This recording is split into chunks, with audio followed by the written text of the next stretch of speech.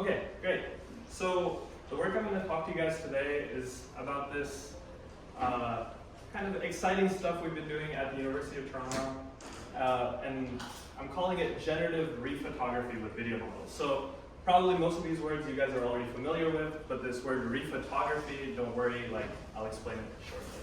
So here's a photograph of two fencers from the Paris Olympics in 2024. But instead of just saying this is a photograph, I'm going to also argue that it's a commitment. Here, the photographer had to commit to the settings for the camera that captured it, and with each of these settings would come a trade-off. For example, here there's a longer exposure time resulting in motion blur on both of the fencers.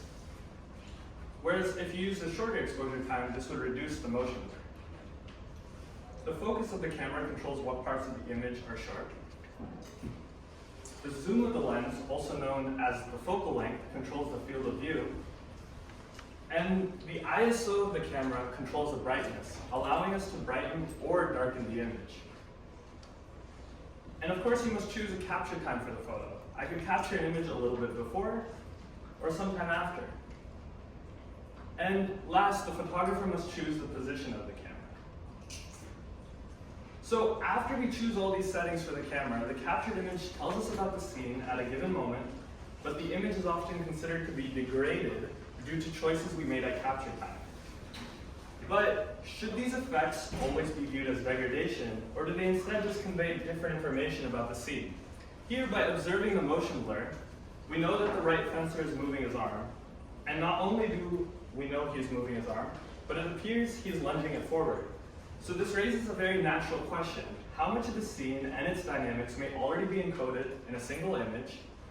And could we recover motion, tracking cues, or even depth from a single image?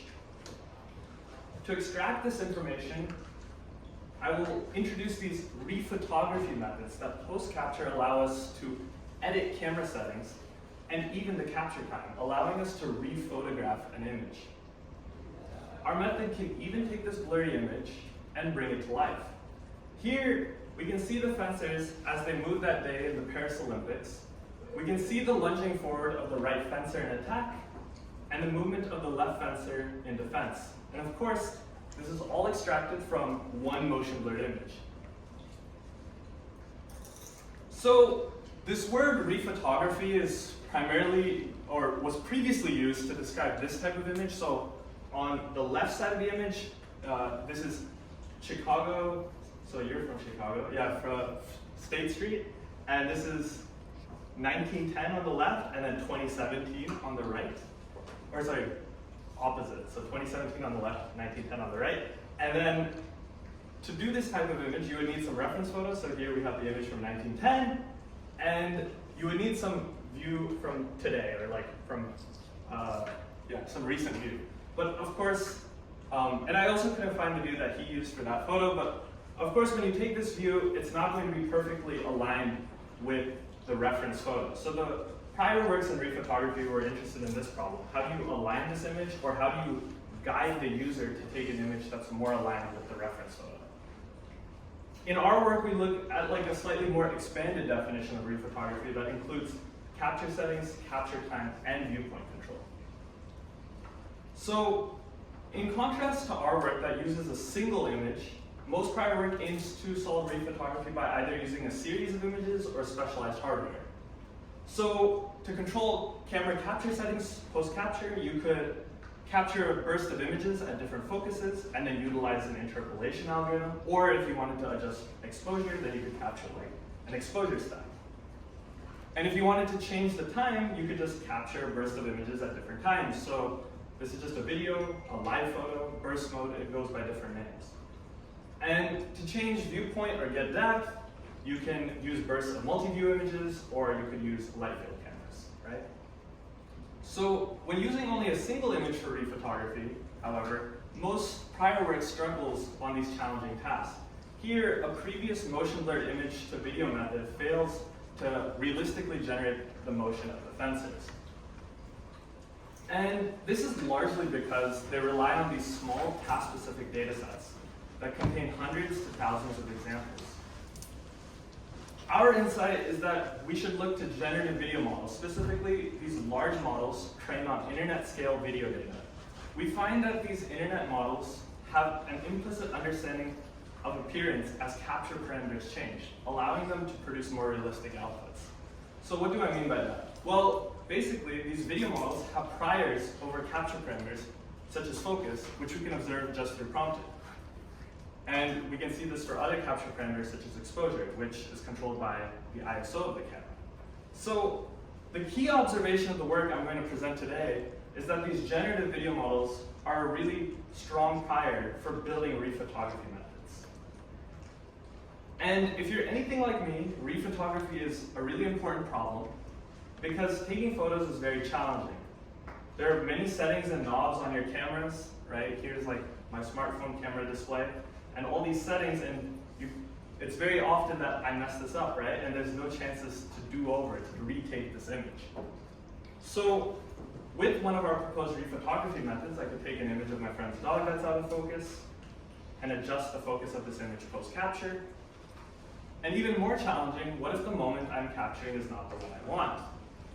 Could I extract a live photo from a single image and even rephotograph the moment of time surrounding this capture? This is what I've explored in two recent works that I'm going to present to you today. First, I will present a post-capture control method for exposure time that allows us to extract live photos or videos from a single motion blurred image, and second, a method for post-capture focus control from a single image. So the first project was done as a collaboration with some wonderful people at the University of Toronto and York University. And here we're just going to zoom in on this motion blurred photo of a dress. So maybe just take this image in for a second and maybe do a little simulation in your head of how you think this will move when I play the video. And here is the video from our method. We can see that this video is both temporally and geometrically consistent. And our method can even be used in a mode to extrapolate about what happened immediately before and after the exposure. So now we're going into the photo's past and future. And we can feed this video into modern vision pipelines. And here now we can visualize the spatially varying deformation. So if you look at different parts of the dress, you'll see that the dress moves in different directions depending on where you look, right? This is what we would expect. And we can even pass this into a 4D reconstruction method, allowing us to harvest even more information out of this one image. So why does motion blur occur? Well, motion blur occurs due to scene or camera motion during the exposure interval, and the impact on appearance can be very diverse. So here it's intentional, so the photographer decided, like, I want to take a motion blurred image to convey the scene's motion here, and we notice the motion of the dress, the deformations in the dress. And here we see that the motion blurs can also be caused by both the movement of the camera and the scene. So the horse is moving, so we see the legs of the horse are motion blurred, but you'll also notice the background is motion blurred, and this is due to the camera movement, right? Or motion blur can unintentionally be caused by camera shake. So here, my friend Trevor is hiking through the Grand Canyon, and maybe he was running, so there's a little bit of camera shake. And motion blur can range from severe, such as in this photo, to barely noticeable, as in this photo from the Allied invasion of Normandy in 1944, which looks quite sharp, but one of the soldiers is slightly motion blurred. Our approach makes it possible to bring such historical photos to life. And here, we can see the soldier move as he did that fateful day in 1944. And our method can reanimate a broad range of motion blurred photos, captured in the wild, both new and very old.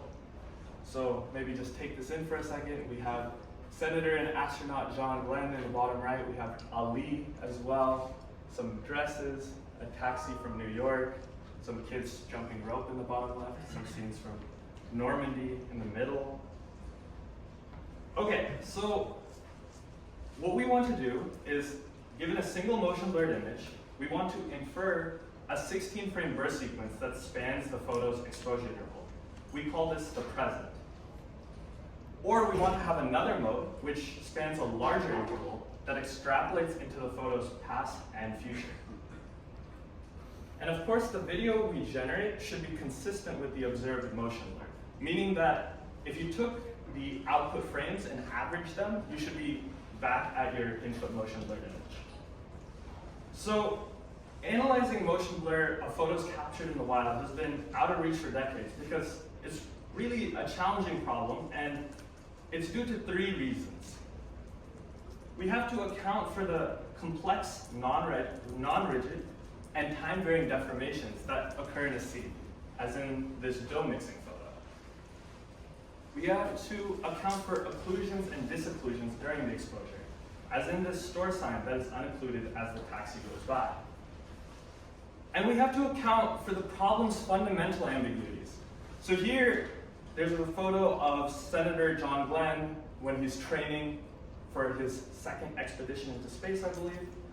And it's impossible to tell if he is picking up or putting down this camera from a single image. So, up until recently, motion blur analysis has been formulated as a blind restoration problem, with the goal of recovering a single sharp image within the exposure interval. And this can be done with classical or deep learning methods. However, these approaches typically don't handle the challenges of in-the-wild motion blur, and by definition, can't reveal a scene's dynamics. So, this really amazing work by Jin et al. In 2018 revolutionized this area, showing that you could actually predict a burst video from a single blurry photo with deep learning methods. However, the models and data used in their approach typically are too limited to apply to in-the-wild motion blur. Their method offers no control over the start and end timestamps of the generated frames, and therefore cannot extrapolate to the past or future of the photo. And this method doesn't handle the ambiguity of this problem and is designed to output only a single video. So our key idea, on the other hand, is that the challenges of in-the-wild blur analysis can be tackled by fine-tuning a large video model, because these models already provide a strong prior over the space of natural videos. This makes it possible to generalize across a wide variety of photos. It gives us fine-grained control over the exposure interval of the output frames. It allows us to sample several plausible videos instead of just one. And to train this, we can just use in-the-wild videos. So we have like an unlimited source of training data in practice. So to understand our approach, I'm just going to do a quick recap of generative video models. I'm sure many of you guys already know this, but here, the basics is we have some initial input noise, and we can perform some iterative denoising over many time steps to create output sequences. And commonly, this denoising is done in a latent space, which our base model, CogVideoX, utilizes. However, you may notice this initial noise doesn't allow you control over the video you may want to generate. What if I wanted a cat video instead? Well, a common way of controlling the video generation process is through a conditioning mechanism. And so here, what you can do is like concatenate the starting image to the sequence you want to denoise, and then again, perform this iterative denoising, but at each step while you're denoising, you include this conditioning frame, right? So in our case, we want to repurpose a large video model to convert motion blurred images into video frames. So we want to take these video models and use it for this task instead. And we do this by first taking the motion blurred image and converting it into a set of input and conditioning signals. And these are then fed into a generative video model, which is fine-tuned to accept it. We use CogVideoX for our implementation, but in practice, any large video model would do. So the key to our models like generalization and flexibility is these input and conditioning signals, so I'm going to focus on this. So what we do is we first take the input image and encode it into the latent space of the video model, and then the video frames we want to generate are initialized with noise. And to control video generation, we encode the intervals spanned by these individual frames and later add them to the latent frames. So the basic principle behind this encoding is that the exposure interval of individual frames should be expressed relative to the photo's total exposure interval, not in terms of any absolute units of time. So specifically, we assign this interval minus 0.5 to 0.5 to the original photo. And for each output frame, we assign start and end timestamps relative to that interval. So frames in the past would have timestamps below minus 0.5. Frames in the future have timestamps above 0.5. And frames in the present will have timestamps in between.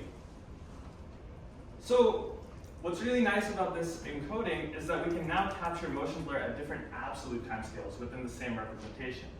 Since the same motion blur could be caused by fast motion over a short exposure or by slow motion over a long exposure. So although these two scenarios happen in different absolute times, if you handle them in relative time, they become the same. Okay, so to fine-tune our model, we use just about 700 video clips, so very limited fine-tuning data set really. And our clips are randomly sampled, hundreds of frames long from several public in the wild data sets. We focused on like these higher FPS data sets, so like 120 or 240, and this is just because when you do the averaging to create simulated motion blurred images that I'll show you later, typically it's a little bit closer to what you would expect for real motion blurred images. So to fine tune for predicting the present, we can take a sequence of 16 consecutive frames and average them in a linearized color space. So this term here is our simulated motion blurred image. And then this simulated motion blurred image, along with the 16 frames, represent a training sample. And to fine tune for past, present, and future prediction, we just have to average the middle 8 frames of the sequence to create the motion blurred image.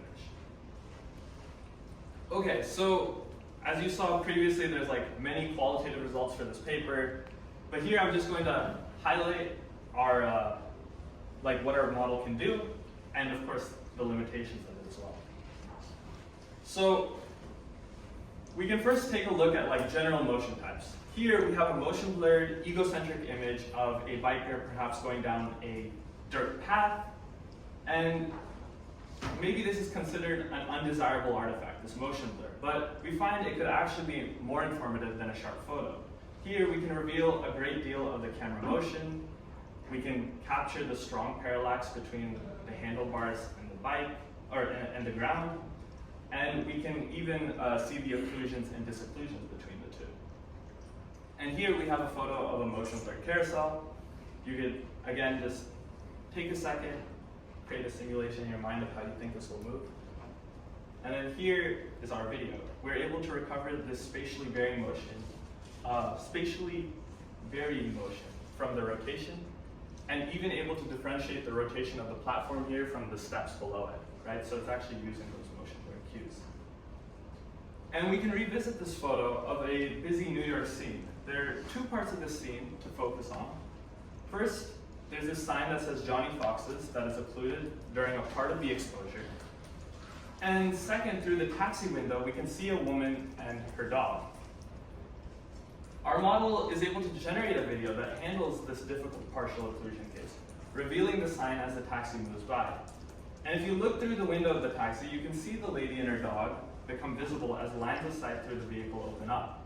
Although, if this is really good, like the lady and her dog would also be moving, right? So this is not perfect, but some of these hard problems are starting to get solved here. Second, the blur caused by people in motion, even when quite severe, tells us a great deal about how they moved.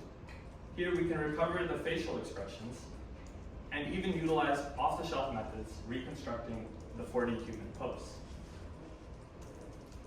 Or in this photo of Muhammad Ali fighting Jürgen Blin, the seemingly poor quality caused by motion blur, or you could argue iconic, could bring to life this moment. Here, we can reveal the subtle muscle motions of Ali's shoulders. So if you focus over here, you'll see kind of his shoulder flex. We can see Blin's attempt to block his punch. So if you pay close attention, you can see kind of Blin's arm go like this to block the punch. And we can just see like how their bodies kind of move together. And we can even take this sequence and run it through a 4D reconstruction method, allowing us to replay this moment from different viewpoints. And here we have some ice skaters from the recent Winter Olympics in Milan, with different amounts of motion blur for each skater caused by the death. And I'd also like you to just pay attention to the blur on the skater's legs and skates. So here you can barely make out anything that's happening. But after reanimating this scene, we can see the skates and the motion of each skater as they bend into their turn. Third, even photos that have very slight blur, as in this case of John Glenn on the space station, can in fact be reanimated. So maybe again, just take a second and think about like what you think will move in this scene. It's very subtle, so it might be hard. And here we can use our method to reveal this like subtle but very cool motions like the compression of these pipes and these other instruments floating around in zero gravity. Any other questions? Yeah, right. I guess for things like this, are you sure it's faithful to the real motion, or could it just be like guessing from the image? Yeah, absolutely. So I think, so in the paper we have like some analysis of like how faithful this is within the exposure interval and without. So when you're within the exposure interval, the predictions are like more or less like as good as like a single image deblurring method. Like if you're just trying to predict the sharp image in the middle, but once you start going into the past and future, now you're just extrapolating, right? So I'm more thinking like faithful to the like real motions. Like if there's very tiny motion blur, it might just be like a video model will still guess even if there's no motion blur. right. So ideally, the fine-tuning objective is that if you sum these frames, if you average them, you would be back with the motion blurred image, right? So if you're in the present mode, typically like the motions won't go outside of the, if that makes sense. But yeah, I don't have that type of slide in here, but yeah, and we have an analysis of this in the paper. Yeah, and we can observe another scene of soldiers landing on the shore of Normandy. So here, there's a slight amount of motion blur on this soldier on the right, and we can reveal the flexing of his body as he ran on the beach all that time ago. And if you look closely, you can observe the motion of some of the soldiers' hands on the left side of the photograph. So this one's very subtle. Okay, so now to generate several plausible videos, it's very straightforward with our model, since it's just a matter of running our model multiple times with different random seeds. Here we see the models prior about how scenes move, resulting in consistent forward motion for this horse. There's presumably most horses that we see run forward, but bimodal head movement in this case. So why does this method seem to generalize so well from such a limited amount of training data? Well, we believe this is because large video models implicitly encode the relation between blur and the motion that caused it through their training on like large-scale, internet-scale data. So here, given a vertically motion blurred photo of a soccer ball, a commercially available model predicts a video of the ball also moving vertically. And the ball moves roughly horizontally if the input is horizontally motion blurred. So that said, our model's output videos can have artifacts, such as not recovering motion when it's clearly there, generating motion when none exists, such as on this wall here, other localized artifacts like what we see on the horse's hoof and body. And in cases of extreme blur, our method can have catastrophic failure. So we might not be there just yet, but we believe we're getting closer to an era where motion blur could actually be reversed to some extent, which raises a pretty fundamental question. If a beautiful motion blur photo like this one can actually carry more information than a sharp one, should the cameras in our pockets stop avoiding motion blur at all costs? And we're very excited about looking into using this method for historical artifacts or applying our method to image forensics. And other applications I'm going to talk about towards the end of this talk. So this concludes the first part of the talk. Maybe we could stop here for a second, take some questions, and then continue on. Can you actually explain more about the conditional part? Like how do you actually inject your conditions to Sure. the vehicle? Sure. Do you use adaptation, like layer normalization? So we take these numbers that specify the star and end timestamps for the frames we want to generate, and then we just pass them through a sign encoding, This is like the standard like NERF sign encoding, and then we pass it through a linear layer and just add them to the like latent tokens, I guess. So the input is the motion blur.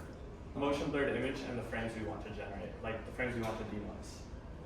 But how do you actually guarantee that the physical is correct? Like for example, this primal interval, after some, that will be your motion blur image. Do you have loss or? So yeah, so this is done in the latent space. So to do this like type of summing in the latent space, you could like, we did think about this, but it was harder to, if you do the summing in the pixel space, you have to like backprop through a decoder, I guess. So we just didn't have like memory available to have this type of loss. But we are thinking about, that's like one of the next steps we're thinking about, is exactly what you mentioned, like have some type of loss.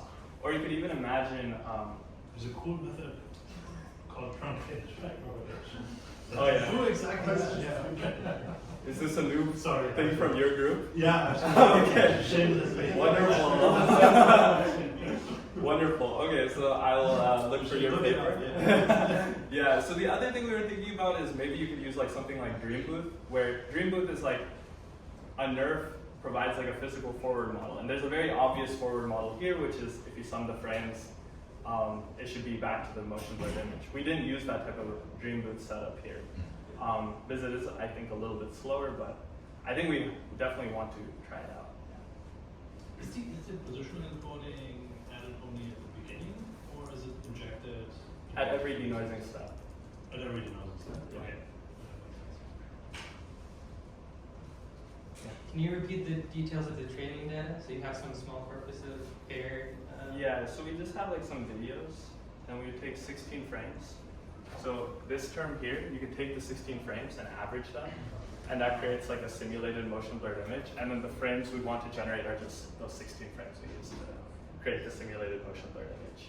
And then in the past, present, and future case, you would just average the middle 8 frames. And now the sequence that you're trying to predict now has some frames that aren't within the simulated motion blurred image. Do you capture some sort of certainty about level of hallucination? Because to some extent, right, say you blur a line of text, for example. Yeah. If you move too much, like obviously, like my guess, all the information on the text would be lost. Whereas if you say blur a car, probably most of the relevant features are still there for the model to hallucinate, but accurately. Right. Whereas for the text, it would have to hallucinate inaccurately. Like having that sort of level of confidence, or like a hallucination level that you can hallucination map kind of thing. Yeah, so I think there's like a lot of stuff we need to do to make sure these outputs are like more like reliable, and we could say like exactly what you said, like how hallucinated is stuff here. So some of the stuff we've started to do is like we could take the input images, compare them to the input motion blurred image. You could sample different ones, and then you could see like how reliably you get the same thing out. So this is like some measure of this as well.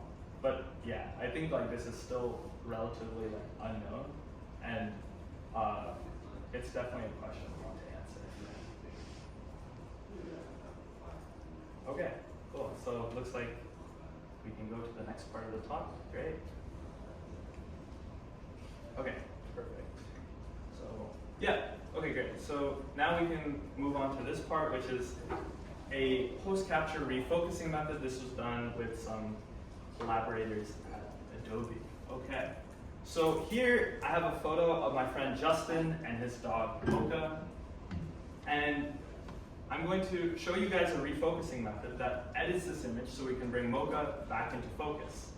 This method works on a wide variety of scenes and cameras, such as this film camera here. And of course, it even works on your selfies. Our method generates full focal stacks, allowing for fine-grained post-capture focus control. Okay, so first, I'd like to do an overview of depth of field. So these are the distances from the camera that are sharp or in focus. So common ways of adjusting the depth of field are by adjusting the aperture or the lens position. So if you used a large aperture, this results in a shallow depth of field. So for this scene, the near region with the man is sharp, but the flowers that are farther are blurred. So you can see the near image, man is sharp, but the flowers are blurred. And if I use a smaller aperture, now I have a wide depth of field, so now both near and far are sharp. However, smartphone cameras typically utilize fixed apertures. So instead, we can adjust the depth of field by moving the lens position.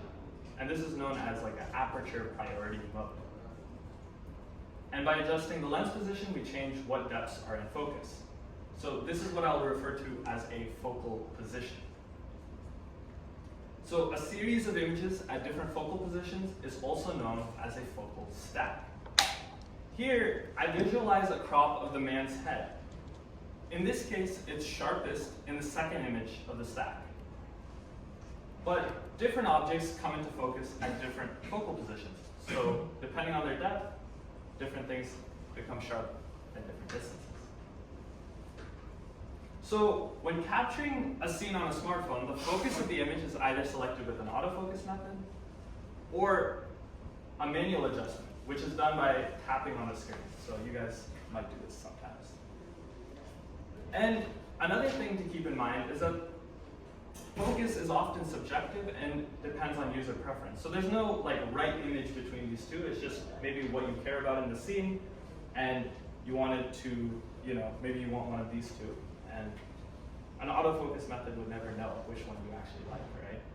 So changing the focus for a scene is also known as a focus pull. So here, it's done as like kind of like an artistic effect, and we can see the focus change from this plant that's in the black pot to the plant in the blue vase. However, often autofocus fails, or the captured focus is not preferred, and it's difficult to edit after. So there's this need for these refocusing methods that post-capture allow you to edit the focus of the image. So refocusing has been explored in many works over the years. Primarily, this interest started with light fields. So here I show a light field image rendered as a focal stack. Although these images are interesting, light fields typically require specialized hardware or multi-camera rigs to capture. And the task of refocusing from non-light field cameras has been explored in various capacities, with traditional methods aiming to blindly estimate a blur kernel and a sharp image. But these methods assume a constant blur kernel across the image, and by definition can't handle depth-dependent blur. And recent deep learning networks that have aimed to blindly learn this refocusing, again, are reliant on small training data sets and struggle to handle images outside their training distributions. So we were inspired by these movies and videos that utilize focus pulls, and our observations that generative video models actually have strong priors on the task of refocusing, which we can observe just through prompting. So this is pretty cool. Like just with this simple prompt, you can generate this video with the focus modulating. Like this was very surprising when we first saw this. So we proposed to take this classical refocusing task and convert it into a video generation task. And additionally, we pair this with a simple focal position conditioning mechanism that lets the network become aware of the input focal position. And finally, to fine-tune this, we introduced a large-scale focal stack dataset on iPhone consisting of 1,600 scenes in various everyday settings. So our model aims to learn refocusing, and given a single image in the focal stack, we aim to predict the remaining images. And as I mentioned before, we treat this as a video generation task. It's also important to note, we assume we know the input focal position. And our videos are generated at fixed focal positions that span the possible range of our camera. To illustrate our method, I'm going to show focal stacks of length 5, but in practice, we actually use focal stacks of length 9. So again, here, the input image is the first position, and the remaining images in the focal stack are generated. So I'll just say it again. Our model's inputs are this input image and the input focal position. And just as a reminder about how video models perform conditioning, in this case we utilize a different video model, stable video diffusion. And this one has this conditioning sequence where they concatenate the starting frame, but also at the remaining positions they include these 0 vectors, which I represent with this black image here. And then again, they perform this iterative denoising, but now they include this conditioning tensor at every denoising step, right? So this is just like stable video diffusion specific. So a simple way to specify the focal position, which we want to do, is just by changing the image index in the conditioning sequence according to the focal position. And then you can perform this iterative denoising and generate a video, which is just the full focal stack. And if our input is at a different focal position, it's as simple as changing the conditioning vector to the corresponding position. And of course, the first frame to video case is also captured within our encoding. So really, this is just a more generalized version of stable video diffusion's encoding, where stable video diffusion always has the starting frame at the first position, but now you can move this input frame at any of the positions as conditioning. And to train our model, we need to have a data set. So we captured a data set of 1,600 focal stacks on iPhone. Our data set spans like a wide variety of settings and objects, and it's typically, we captured at like close range distances, so this is like a macro photography data set. And yeah, it requires me to bother a lot of people to get these types of images. Most of the world is actually surprisingly dull and doesn't have many depth variations. So yeah, to take these types of focal stack data sets, you need to put a bunch of objects on tables and try and make the depth variations interesting. Okay. So to generate training pairs, we can choose a arbitrary position in the stack as input. So here we can just take like the second position and make all the other positions like zeros. And the ground truth we would want to predict is just the full focal stack, right? And to train our model, we train for like some 200K iterations. And as I mentioned before, we actually predict focal stacks of length 9. So we can first take our trained model and compare on refocusing within our data set. So here, given a baseline method, we see that when we want to refocus to bring the zebra's head back into focus, like it doesn't look that good. But with our method, we're able to generate a head for the zebra that looks more perceptually plausible. And it's important to note our method generates a full focal stack. So here now a user could select their preferred image from this generated stack. And in this example, we want to bring the design of the brown table into focus. And again, the baseline method has a very blurry reconstruction, while our method is able to generate a superior result. And you can pay attention to the white pattern if it wasn't super obvious to you. So, and again, with our method, we can generate full focal stacks, and most importantly, they are consistent across all the focal positions. And I'll use this ability of consistency later for some downstream applications that hit the depth of field. So we can take this model and now apply it to everyday user photos. So here's a photo from my friend Juliana. She's hiking through rice terraces in northern Vietnam. She's being guided by this lady that I've circled here. And this lady like crafted this plant into this shape of a heart and gave it to Juliana. But when Juliana took this image, the autofocus failed, and and she didn't realize till after she came back from her trip, oh, this is not the image she really wanted. So with our method, we can provide a refocused result, maybe closer to our intent. And it's also important to note that for in the wild images like this, sometimes we have access to focal positions through the metadata, but in cases we didn't, we have to take the input image and put it at all input positions and then choose the best output. So that is kind of like a limitation of our method. Our method also generalizes to photos from cameras outside the training set, such as this film camera. So here we can see details in the face, glasses, and hair come back into focus. And here's my desk. This is an image from a DSLR.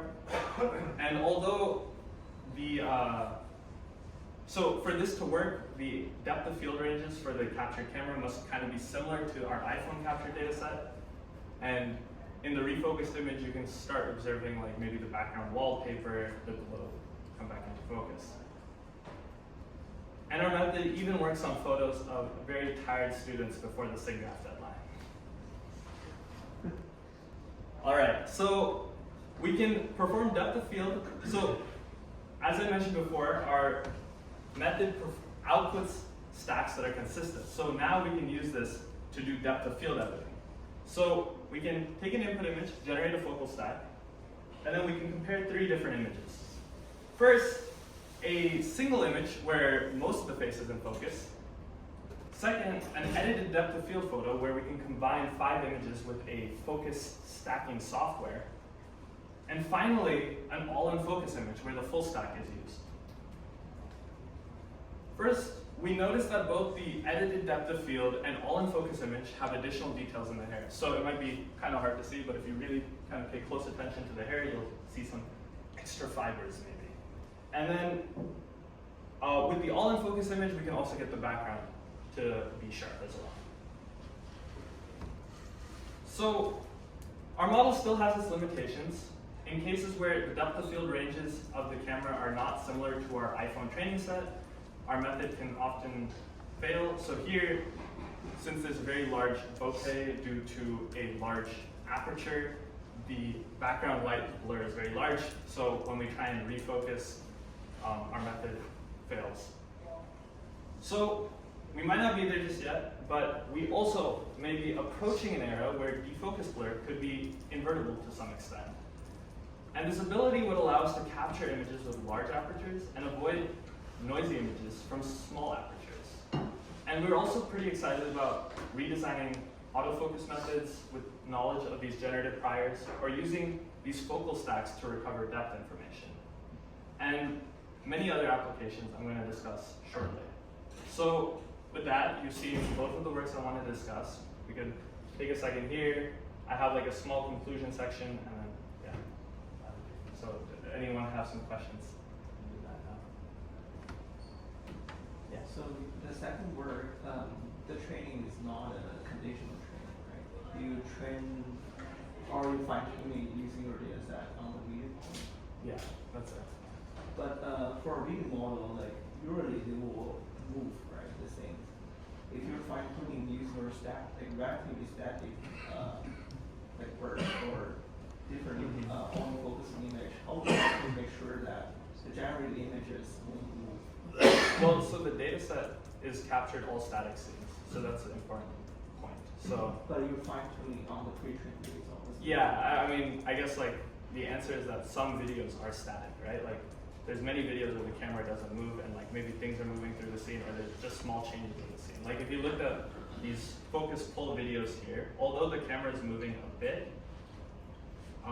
like, so just like out of the box when I ask it to do like a focus pull here, so this is like Firefly, but you'll notice like not too much is changing. There is a little bit of camera movement, but during the fine tuning this goes away, I guess, is the answer. So fine tuning, do you froze some of the layers or you fine No, it's full fine tuning. full fine? And it just, when you look at the output stacks, as you saw, like the depth of field editing, they're all aligned and static. Right? So, Cool.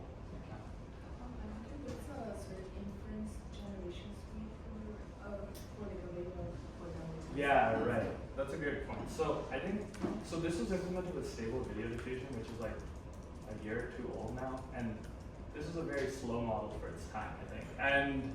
But now, if you use like the same settings with like a newer model, it would be like 3 seconds, but that one was like a minute, I think. So, yeah. Oh, sorry. Oh, I yeah. mentioned this was because I think there's a ICCD paper, like a last paper Honorable mentioned. One is constellation mirroring. Yeah.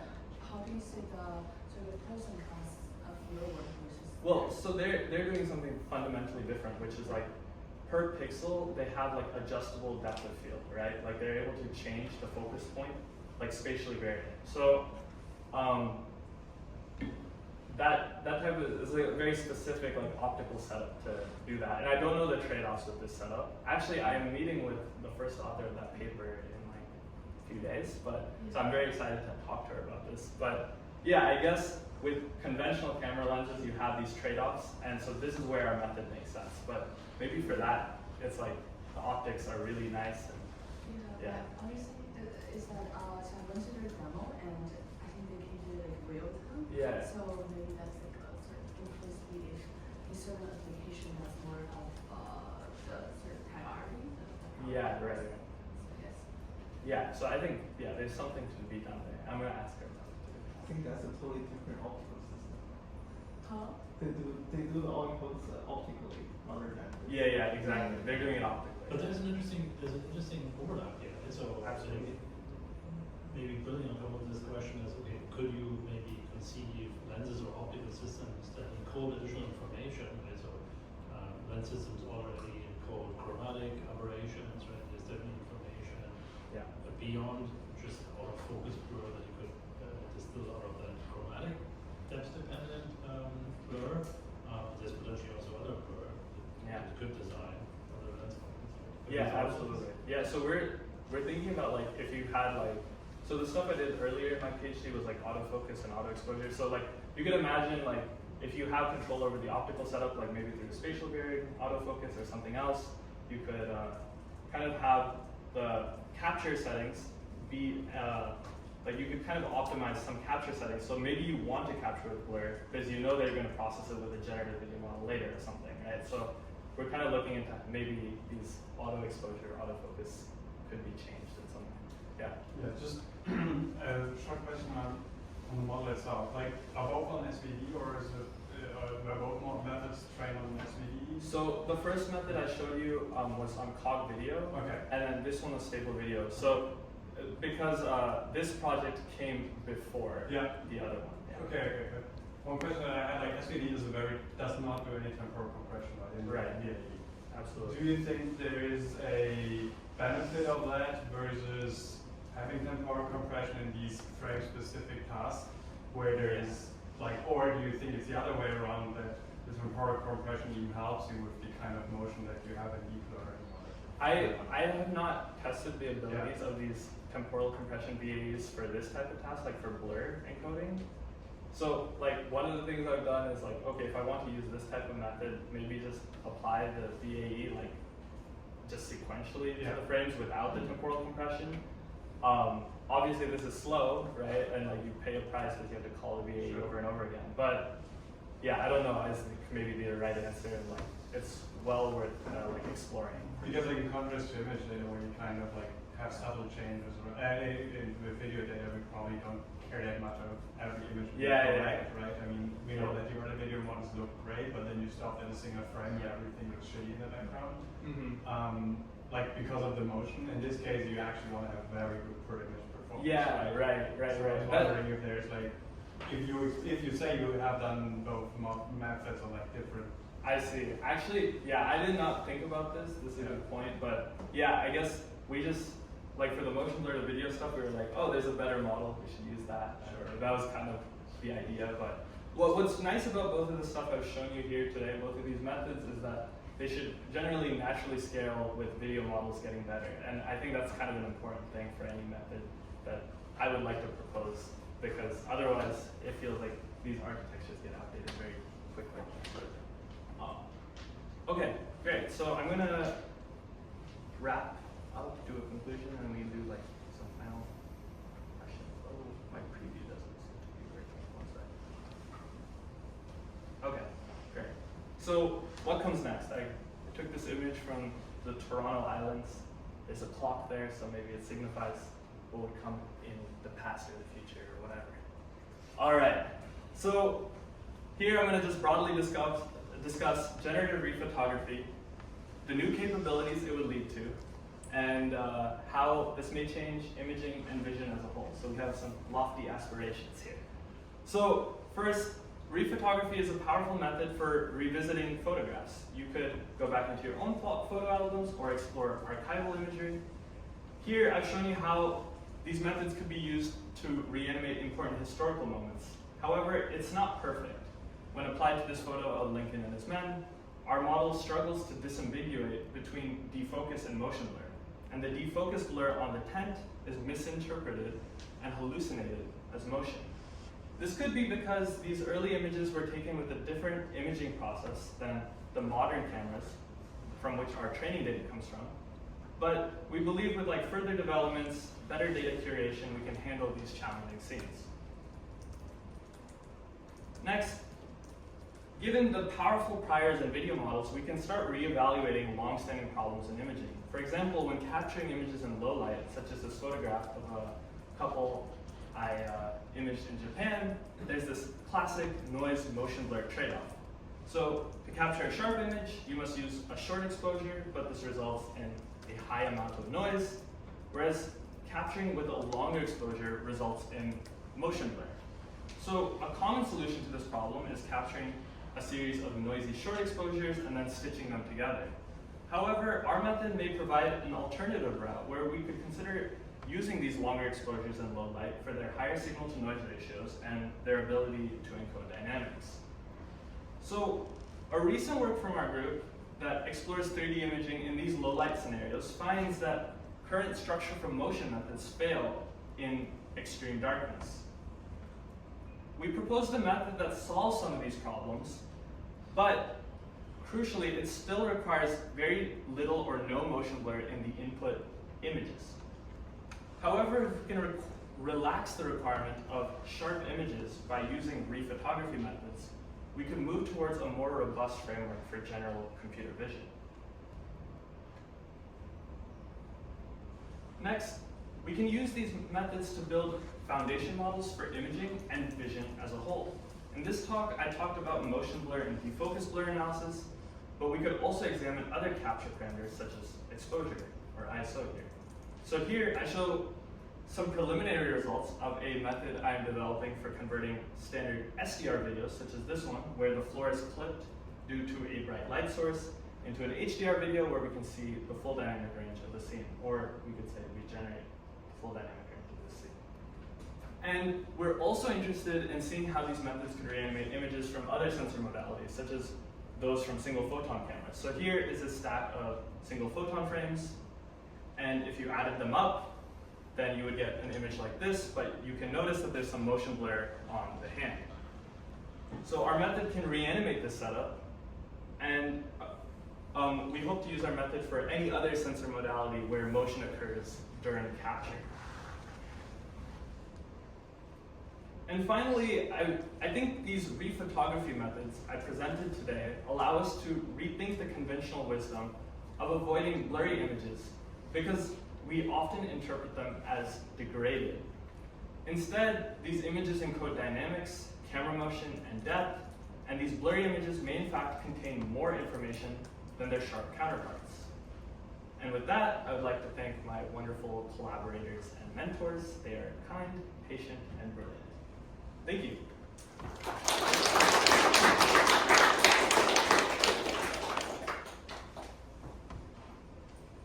Yeah, great. So any questions?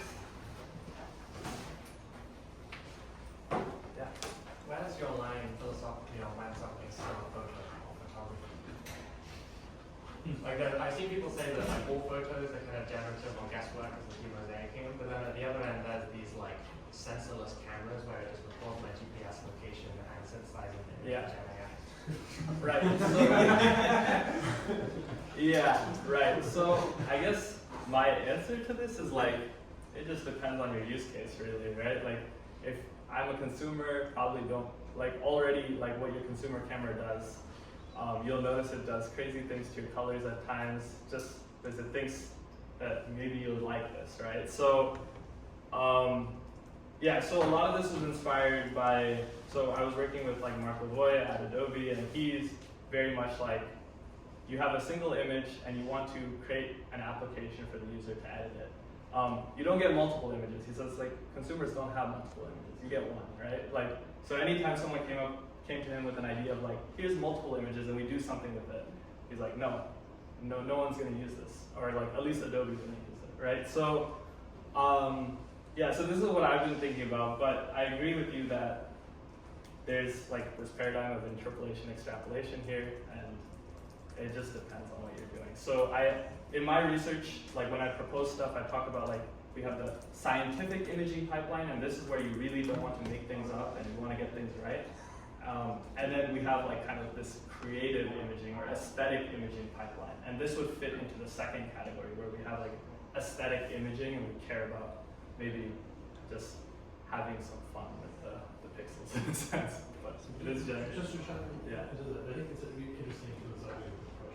I ask it to be provocative. Yeah, Yeah. I would argue here, is information being used, right? Information that fuzzy information, but it's not, There's a matter of degree, right? Like Yeah, in terms of like invertible blur, like the blur is not invertible Yeah. by definition. yeah, and that's where you use the prior, right? And that's also Yeah. where it refers to the base. And you only rely on the prior with the perfect example is GPS-based camera. So they don't really have much information other than location. There's some information, but the rest is made up, right? Yeah. It's a long debate for sure. Wonderful, that's awesome. So let's Okay, thank the great. speaker once Thank you so more. much. Thank you.